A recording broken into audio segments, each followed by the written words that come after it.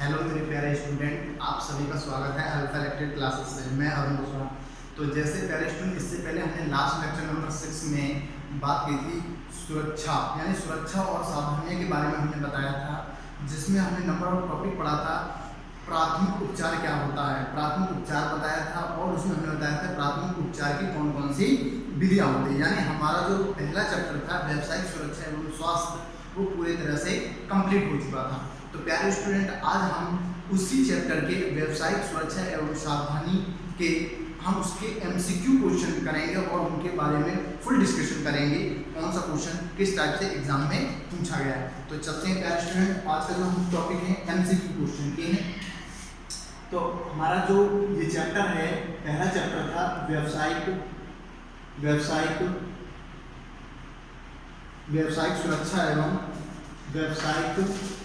सुरक्षा एवं स्वास्थ्य। जैसे कि स्टूडेंट, इस चैप्टर के बारे में हमने फुल थ्योरी हमने नंबर ऑफ लेक्चर में दी थी, यानी लेक्चर नंबर 6 हमने इसमें फाइंड आउट कर चुके हैं, बता चुके हैं। तो जिन स्टूडेंट ने उन लेक्चरों को नहीं देखा, वो इस वीडियो के डिस्क्रिप्शन में जाकर उसका लिंक आपको मिल जाएगा और आप उस वीडियो को देख सकते हैं। तो जैसे प्यारे स्टूडेंट, आज हम बात करते हैं नंबर 1 क्वेश्चन की। जैसे पहला क्वेश्चन हम बात करते हैं कि एग्जाम में क्वेश्चन किस प्रकार से आता है और हमें उसका किस प्रकार से आंसर देना है। तो जैसे मैं पहला क्वेश्चन लिखता हूँ, पहला क्वेश्चन है मानव शरीर से गुजरने वाली धारा का परिमाण। तो प्यारे स्टूडेंट, ये बहुत ज़्यादा क्वेश्चन है, जो कि इम्पोर्टेंट क्वेश्चन है। यदि धारा का परिमाण यदि निम्नलिखित हो, निम्न हो तब आघात की अनुभूति नहीं होगी, तो ये हमारा प्यारे स्टूडेंट क्वेश्चन है। जैसे आपको मैंने इस बोर्ड पे लिख दिया है, मानव शरीर से गुजरने वाली धारा का परिमाण यदि निम्न हो तब आघात की अनुभूति नहीं होगी। आप इसमें ऑप्शन है प्यारे स्टूडेंट, 1 मिली एम्पियर से कम। फिर ऑप्शन नंबर 2 आपका दिया है प्यारे स्टूडेंट 10 से 40 मिली एम्पियर। फिर सी ऑप्शन आपको दिया है प्यारे स्टूडेंट 8 से आपका दिया है 15 मिली एम्पियर। ठीक है प्यारे स्टूडेंट। फिर नंबर डी आपको दिया है 1 से 8 मिली एम्पियर। यानी हमारा क्वेश्चन क्या कह रहा है प्यारे स्टूडेंट कि मानव शरीर से गुजरने वाली धारा का परिमाण यदि निम्न हो तब आघात की अनुभूति नहीं होती। यानी ये कहना चाहते हैं कि जो मनुष्य होता है उसमें करंट सहन करने की क्षमता कितनी होती है। अगर उससे ज़्यादा हो जाएगी तो हमें क्या नुकसान बताएगा। तो आप देख रहे हैं 1 मिली एम्पियर से कम होगी तब व्यक्ति को कोई झटका लगना महसूस नहीं होगा, परंतु 10 से 40 होगा तो झटका लगना महसूस ज़्यादा होगा, 8 से 15 होगा तब भी ज़्यादा लगना होगा, 1 से लेकर 8 मिली एम्पियर तक होगा तो वहाँ पे भी आपको लगना महसूस होगा। तो जैसे प्यारे स्टूडेंट, इसका जो सही आंसर है वो आपका क्या है, ए, यानी 1 मिली से कम। 1 मिली का मतलब क्या है प्यारे स्टूडेंट, 1 मिली से भी कम, इसका मतलब आपका लगभग 0.5 मिली एम्पियर। 0.5 मिली एम्पियर अगर किसी व्यक्ति के अंदर करंट प्रवाहित होगी तो उसे झटका लगना यानी महसूस नहीं होगा, क्योंकि हम जानते हैं कि विद्युत को ना तो देखा जा सकता है, सिर्फ महसूस किया जा सकता है, ना तो उसे छुआ जा सकता है, सिर्फ उसे महसूस किया जाता है। उस प्रॉपर्टी के हिसाब से क्वेश्चन हो गया। अब प्यारे स्टूडेंट, हम दूसरी बात यहीं पे एक बात हम बताना चाहेंगे नोट की। यहाँ पे कई बार एग्जाम में क्वेश्चन एक पूछ लिया जाता है कि शुष्क शरीर, यानी मानव का शुष्क शरीर, ये आप ले सकते हैं मानव के शुष्क शरीर का प्रतिरोध है प्यारे स्टूडेंट कितना होता है। तो आपको ध्यान रखना है 1000 ओम होता है। कितना होता है, 1000। ये आप एक्स्ट्रा क्वेश्चन में आप लिख सकते हैं। जैसे प्यारे स्टूडेंट, मैंने बताया है मानव के शुष्क शरीर का प्रतिरोध कितना होता है, 1000 ओम होता है। यानी जब मानव में कोई बाहरी नमी नहीं है, उस कंडीशन जिसमें उसका जो प्रतिरोध का मान होता है वो प्यारे स्टूडेंट 1000 ओम होता है। तो नेक्स्ट क्वेश्चन पे बढ़ते हैं प्यारे स्टूडेंट। पहला क्वेश्चन आई होप आपको समझ में आ गया होगा। तो क्वेश्चन नंबर 2 लेते हैं। क्वेश्चन नंबर आपका 2 क्या है? क्वेश्चन नंबर 2 कहता है मानव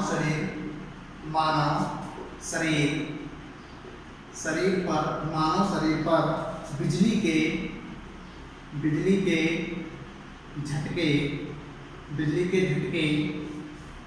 झटके का प्रभाव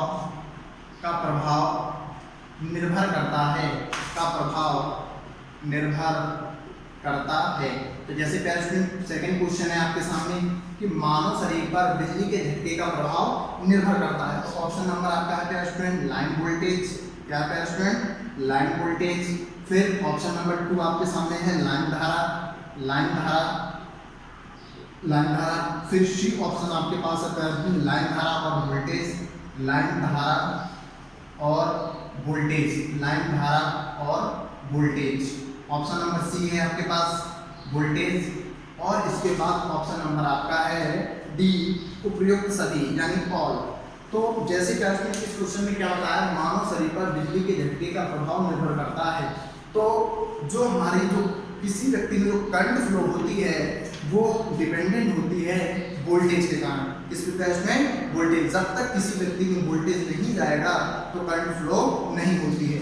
आप यहाँ नोट करके लिख सकते हैं कि जब मनुष्य में 90 वोल्ट की वोल्टेज प्रवाहित हो जाती है तो उसे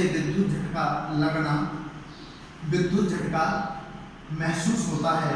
और होता है महसूस। तो कई बार टेलीफोन यही क्यों जाता है कितने वोल्ट पर? 90 वोल्ट पर। दूसरी पॉइंट आप यहाँ लिख सकते हैं कि 110 वोल्ट पर मनुष्य को झटका लगता है, पर ये उस कंडीशन में लगता है जब आपके जलयानों और थलयानों आदि की जो हवाई जहाज होते हैं उन पर जो कंडीशन रखी जाती है वहाँ पर 110 वोल्टेज पर व्यक्ति को इलेक्ट्रिक शॉक लगता है। नॉर्मल कंडीशन में 90 वोल्ट पर लगता है। तो मानव शरीर पर जो बिजली का झटका होता है वो आपके वोल्टेज पर निर्भर करता है। आप क्वेश्चन नंबर 2 पर देखते हैं स्टूडेंट। क्वेश्चन नंबर 3 जैसे आई होप आपको ये समझ में आ गया होगा प्यारे स्टूडेंट। क्वेश्चन ये सारे आपके क्वेश्चन जो प्यारे स्टूडेंट हैं व्यावसायिक सुरक्षा एवं स्वास्थ्य से हैं। नेक्स्ट क्वेश्चन है क्वेश्चन नंबर 3। जैसे हम देख सकते हैं क्वेश्चन नंबर 3 है आपका निम्न में से। क्वेश्चन क्या है? निम्न में से कौन सी हानियां हैं? आई होप आपको समझ में आ रहा होगा कौन सी हानियां हैं। क्वेश्चन है जो किसी व्यक्ति को बिजली के झटके लगने से हो सकती है। जो किसी व्यक्ति को विद्युत झटका लगने से हो सकती है। विद्युत झटका लगने से हो सकती है।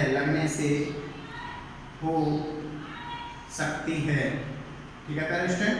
तो क्वेश्चन हमारा कंप्लीट हुआ। निम्न में से कौन सी हानि है? अब उसको ऑप्शन क्या है? ऑप्शन आपके हैं। पहला ऑप्शन है किसी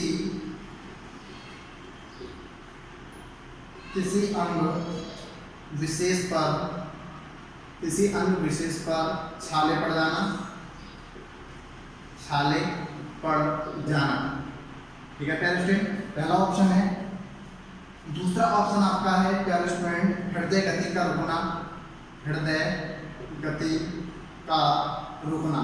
दूसरा ऑप्शन है हृदय गति का प्यारे स्टूडेंट रुकना। सी ऑप्शन आपका दिया हुआ प्यारे श्वास में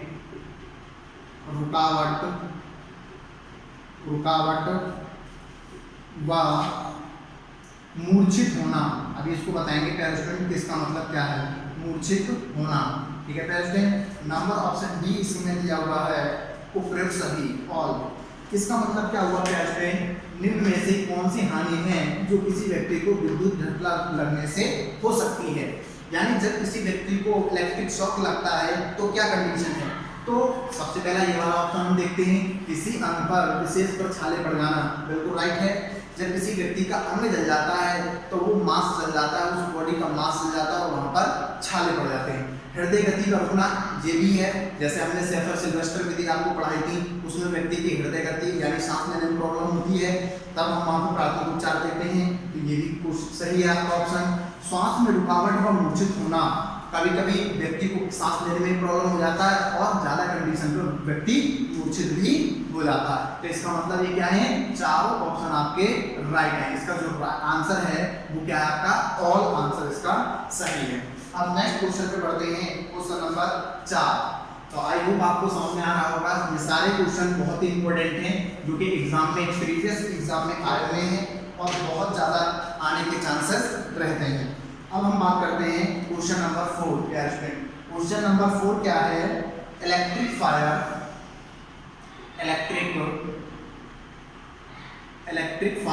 क्वेश्चन क्या कह रहा है आपका स्टूडेंट, इलेक्ट्रिक फायर के मामले में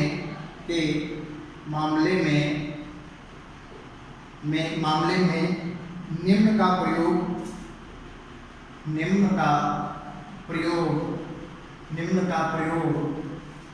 आग बुझाने में किया जाता है। इसका मतलब क्या है कि जो विद्युत से आग लगी होती है उसमें कौन सा अग्निशामक प्रयोग किया जाता है। तो ऑप्शन नंबर ए है पानी, ऑप्शन नंबर बी इसमें दे रखा है स्टूडेंट कार्बन पाउडर, क्या है स्टूडेंट, कार्बन पाउडर। फिर नंबर सी ऑप्शन है इसका, सी ऑप्शन है बालू, और नंबर डी ऑप्शन है नन, यानी कोई नहीं इनमें से। तो अब इन ऑप्शन के बारे में डिस्कशन करने का स्टूडेंट, इलेक्ट्रिक फायर के मामले में निम्न का प्रयोग आग बुझाने में किया जाता है। तो स्टूडेंट जैसे पानी से, तो पानी से तो हम जो ए टाइप की आग लगती है उसको बुझाते हैं। जो हमारी बालू है ये भी हमारी जो बालू वाली जो होती है नॉर्मल आग वगैरह से जो लग जाती है उससे करते हैं, परंतु जो कार्बन पाउडर वाली होती है उसका प्रयोग हम इलेक्ट्रिक फायर में करते हैं, या आप इसे कह सकते हैं CTC, कार्बन टेट्राक्लोराइड, यानी इसके अंदर CO2 भरा होता है। तो जैसे हमने इसमें जब चैप्टर में आया था, जो स्टूडेंट नहीं देखा है वो वीडियो इसका देख सकते हैं, आग के प्रकार तथा अग्निशामक यंत्र। क्वेश्चन नंबर नेक्स्ट पढ़ते हैं। तो क्वेश्चन नंबर नेक्स्ट है आपका 5। क्वेश्चन नंबर 5 क्या कह रहा है, विद्युत उपकरण में स्पार्किंग का कारण हो सकता है। स्टूडेंट ध्यान देंगे, विद्युत उपकरण में स्पार्किंग, इसका स्पार्किंग का कारण हो सकता है, स्पार्किंग का कारण हो सकता है। जैसे कि यहाँ तक क्वेश्चन हमारा लिख चुका है, विद्युत उपकरण में स्पार्किंग का कारण हो सकता है। तो नंबर 1 ऑप्शन है ढीला कनेक्शन, पहला ऑप्शन है ढीला कनेक्शन, पहला ऑप्शन है। बी ऑप्शन आपका दिया हुआ है स्टूडेंट दोषपूर्ण उपकरण, प्यारे स्टूडेंट। नंबर सी ऑप्शन आपका दिया हुआ है स्टूडेंट लघु परिपथ, और इसके बाद आपका डी ऑप्शन है खुला परिपथ, क्या है, खुला परिपथ। तो प्यारे स्टूडेंट हमें बात करना है इसमें कि विद्युत उपकरण में स्पार्किंग का क्या कारण हो सकता है। तो जैसे आपका ऑप्शन है ढीला कनेक्शन होना, तो जैसे इसमें प्यारे स्टूडेंट हम बात करें ढीला कनेक्शन है, ये इज द राइट आंसर है, क्योंकि जब ढीला कनेक्शन होता है तो वहां पर बहुत ज्यादा स्पार्किंग पैदा होती है। तो विद्युत उपकरण में स्पार्किंग का कारण क्या हो सकता है, तो राइट आंसर होगा आपका प्यारे स्टूडेंट ढीला कनेक्शन।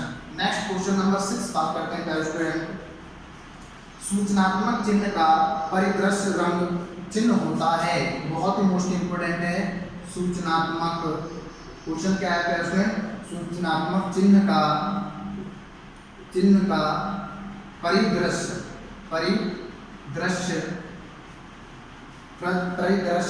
रंग होता है प्यारे स्टूडेंट, क्या रंग होता है।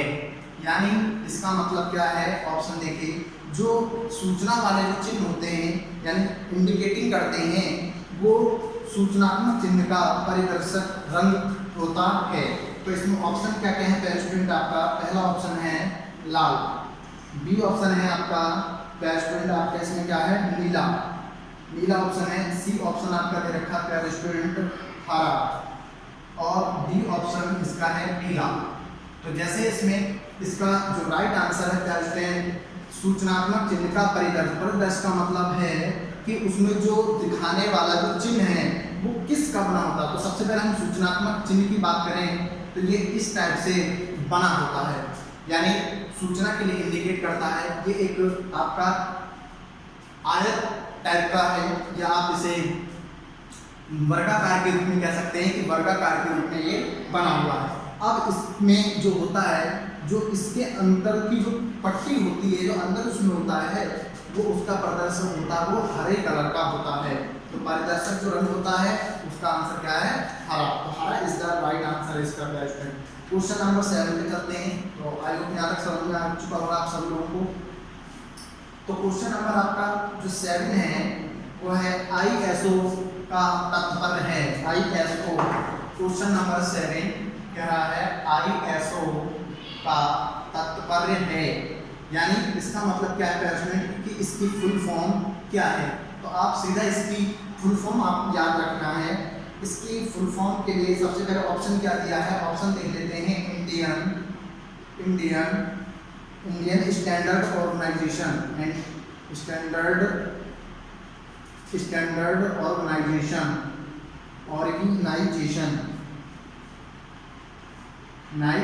ऑर्गेनाइजेशन दिया हुआ है, पहला ऑप्शन है।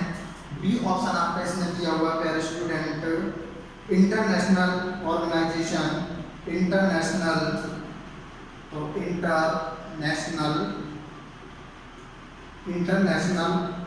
ऑर्गेनाइजेशन फॉर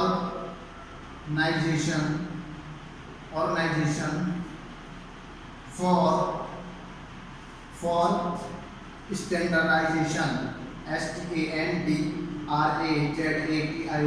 तो यही आपका करेक्ट आंसर है। तो आपको उसको सीधा याद रख लेना है कि इंटरनेशनल ऑर्गेनाइजेशन फॉर स्टैंडर्डाइजेशन। इसका मतलब क्या होता है उसमें, ये सारे हमारे मानक होते हैं, मानक जिनके तहत हम कोई भी उपकरण को खरीदते हैं। अगर वो इंडिया की है तो उस पर क्या हॉलमार्क होगा, ISI द्वारा होगा, चाइना का क्या होगा, तो वही चीज़ आपका ISO होता है। तो यहाँ तक जैसे प्यारे स्टूडेंट आपको समझ में आ गया होगा। तो इसके बाद हम नेक्स्ट लेक्चर में फिर मिलेंगे, एक इसी के जो कुछ क्वेश्चन रह गए हैं उनके साथ आपको मिलेंगे। तो आज के लिए इतना ही। जय हिंद, जय भारत, थैंक यू।